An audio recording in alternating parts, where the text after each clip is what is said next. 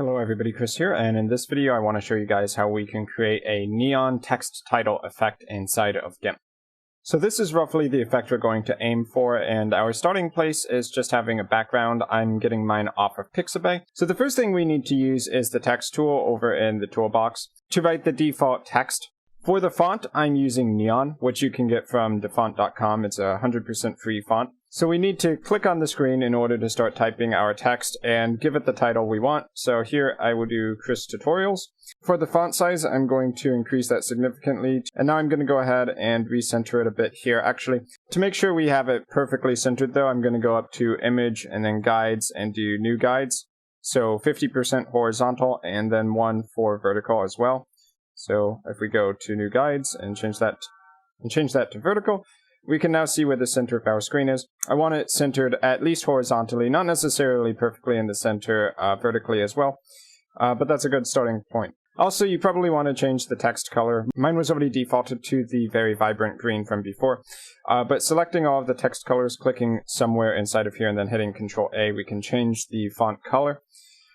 So you're going to want something probably up there towards the top right hand corner for any color you might choose. So we can make this orange as well, but I think the important thing for neon is that it's going to be very bright and very vivid. So maybe this time we'll make it more of an orange color and update the colors inside of there. Now we're going to need to add some effects to this text, but it's important that we expand the boundaries of the text box before we do that. So you can see this yellow dashed line. We need to increase the boundaries. Okay, so next, before we actually start applying effects to the text, we want to expand the boundaries of this layer size. The quick way I'm going to do it is to go over to the text layer in the layers box, right-click it, and then do layer to image size. So by doing that, you can see that the yellow dashed line has expanded to the entire size of our image. And now any effects we add on top of our text will be able to take place correctly without any issues around the edges of our text. So next we kind of want to give the text a little bit of a 3D look. So we can do that using the Bevel filter. If you go up to the filters menu and then go down to decor, you can find add bevel here. So you can choose any thickness you want. If you want it to duplicate this GIMP document to a new tab and then leave the original intact, you can leave work on copy checked. Otherwise, just mess with the thickness and get it to look as thick as you want it to be. If you ever don't like a result, you can always hit Ctrl-Z for undo.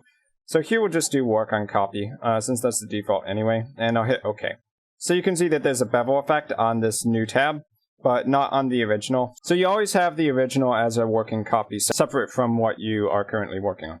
Next, I want to add some glow to this text. But I want to do that on a separate layer, so I'm going to right-click our text layer and duplicate that. And with the duplicate, I'm going to drop that down below the beveled text layer, because any glow I want to hide behind the text, not in front of it. And next, to make this text copy glow, I'm going to add a Gaussian blur, so we can go up to Filters and then Blur and Gaussian Blur. You can see in the preview window that it already shows you how the blur is going to look, but I like to make it a little bit more, such as somewhere between 6 and 10, to kind of give it that glowing neon look that you would see if you looked into an actual neon sign. So right there around 7 seems to be pretty good. So we can go ahead and hit OK there. So now the second layer is for the glow, and the original text layer layers on top of that. So if we'd like, we can now take the background and color shift it to be more of the color of the neon sign, kind of implying that the background is receiving some of that lighting. So we can do that really easily by going up to colors with the background layer selected and go down to curves. So with the color curves, we can adjust the individual color channels, red, green, and blue, until it looks a little bit closer to orange.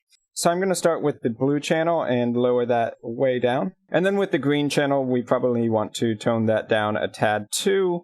There's no need for it to be exactly the same color. So you can kind of play around with this and see what looks good to you. I'm kind of liking having it be pretty dark over here, like a very deep purple, almost giving it like a synthwave look. So I'm going to leave the color curves at that. And also one thing I'd like to do is make the background a little less stand out against the text itself. So with the background layer, I'm going to lower the opacity down a little bit.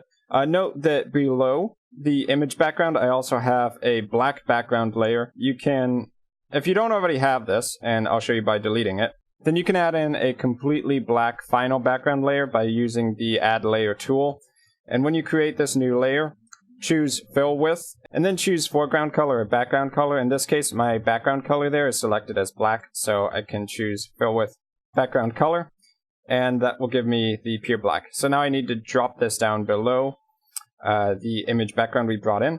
I think the tech image is a little dark there, so I'm gonna raise the opacity a little bit more. And to make the light from our text stand out a little bit more in the final result, I'm going to duplicate the top layer one more time, put this new layer below the original blur. So we have the original text on top, the first Gaussian blur, and we'll do a second Gaussian blur down here. You could also kind of manually draw things in using the paintbrush tool and a low opacity, a low hardness. But you'll get more precise results if you use the filters instead. So on the second duplicated layer, I'm going to go up to filters and do blur, Gaussian blur. And this time I'm going to ramp the blur up a lot. So something like a size of 30 seems good for that. But in this case, I'm also going to lower the opacity down so that the blur is a bit more subtle and not so in your face. So putting it at something like 18.5 here looks pretty good. So we can compare this to the original now, and I think the new one looks pretty good as well. So that's roughly the gist of how you can do a neon text title effect inside of GIMP. I hope that this tutorial has helped you guys out a little bit. Once again, if you want to use this exact font, it's called Neon from defont.com, and you can find this exact background on Pixabay. Just search tech and you'll find it really easily. So that's pretty much it for this video. I've been Chris, thanks for watching, and I'll see you guys in my future video content.